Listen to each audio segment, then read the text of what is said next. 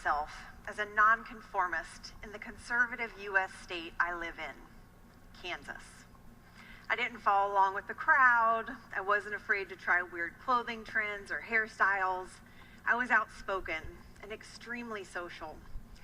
Even these pictures and postcards of my London semester abroad 16 years ago show that I obviously didn't care if I was perceived as weird or different. But that same year I was in London, 16 years ago, I realized something about myself that actually was somewhat unique. And that changed everything. I became the opposite of who I thought I once was. I stayed in my room instead of socializing. I stopped engaging in clubs and leadership activities. I didn't want to stand out in the crowd anymore. I told myself it was because I was growing up and maturing, not that I was suddenly looking for acceptance. I'd always assumed I was immune to needing acceptance. After all, I was a bit unconventional.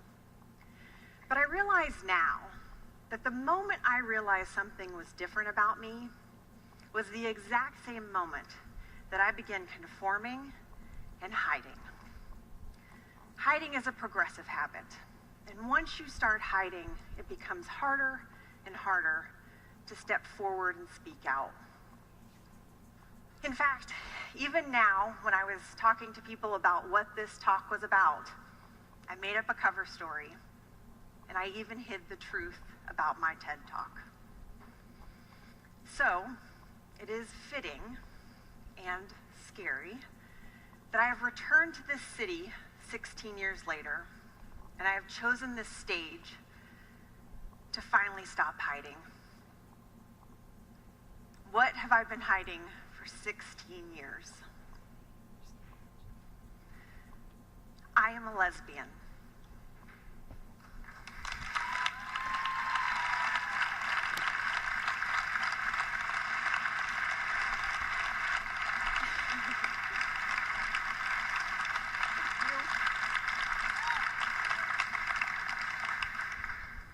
Thank you. I've struggled to say those words because I didn't want to be defined by them. Every time I would think about coming out in the past, I would think to myself, but I just want to be known as Morgana, uniquely Morgana, but not my lesbian friend Morgana or my gay coworker Morgana, just Morgana. For those of you from large metropolitan areas, this may not seem like a big deal to you. It may seem strange that I've suppressed the truth and hidden this for so long.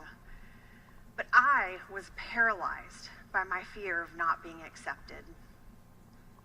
And I'm not alone, of course. A 2013 Deloitte study found that a surprisingly large number of people hide aspects of their identity. Of all the employees they surveyed, 61% reported changing an aspect of their behavior or their appearance in order to fit in at work. Of all the gay, lesbian, and bisexual employees, 83% admitted to changing some aspects of themselves so they would not appear at work too gay.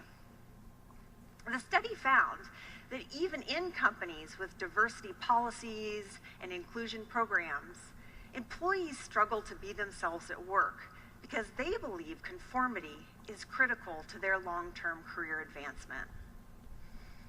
And while I was surprised that so many people, just like me, waste so much energy trying to hide themselves, I was scared when I discovered that my silence has life or death consequences and long-term social repercussions. 12 years. The length by which life expectancy is shortened for gay, lesbian, and bisexual people in highly anti-gay communities compared to accepting communities. 12 years reduced life expectancy. When I read that in The Advocate magazine this year, I realized I could no longer afford to keep silent. The effects of personal stress and social stigmas are a deadly combination. The study found that gays and anti-gay communities had higher rates of heart disease, violence, and suicide. What I once thought was simply a personal matter, I realized had a ripple effect that went into the workplace and out into the community for every story just like mine. My choice to hide and not share who I really am may have inadvertently contributed to this exact same environment and atmosphere of discrimination. I'd always told myself there's no reason to share that I was gay. But the idea that my silence has social consequences was really driven home this year when I missed an opportunity to change the atmosphere of discrimination in my own home state of Kansas. In February, the Kansas House of Representatives brought up a bill for vote that would have essentially allowed businesses to use religious freedom as a reason to deny gays services. A former coworker and friend of mine has a father that serves in the Kansas House of Representatives.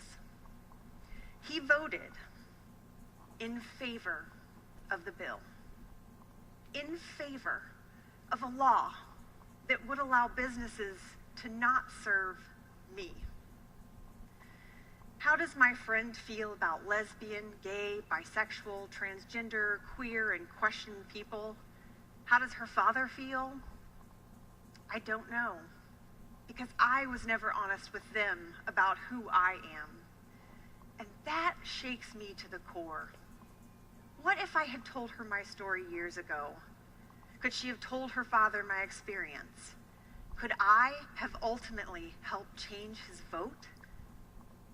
I will never know. And that made me realize I had done nothing to try and make a difference. How ironic that I work in human resources, a profession that works to welcome, connect, and encourage the development of employees, a profession that advocates that the diversity of society should be reflected in the workplace. And yet I have done nothing to advocate for diversity. When I came to this company 1 year ago, I thought to myself, this company has anti-discrimination policies that protect gay, lesbian, bisexual, and transgender people.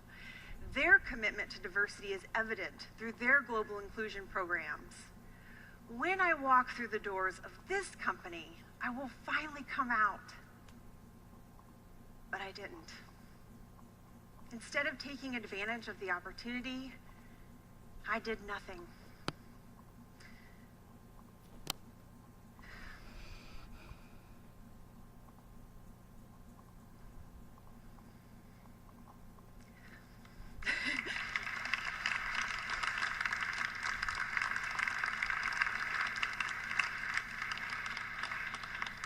When I was looking through my London journal and scrapbook from my London semester abroad 16 years ago, I came across this modified quote from Toni Morrison's book, Paradise. There are more scary things inside than outside. And then I wrote a note to myself at the bottom, remember this. I'm sure I was trying to encourage myself to get out and explore London.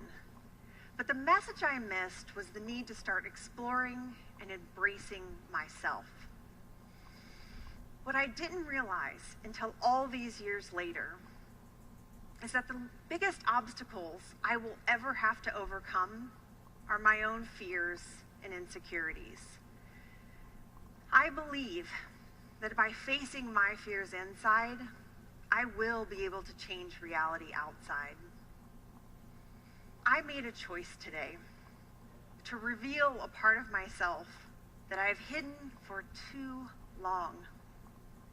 I hope that this means I will never hide again.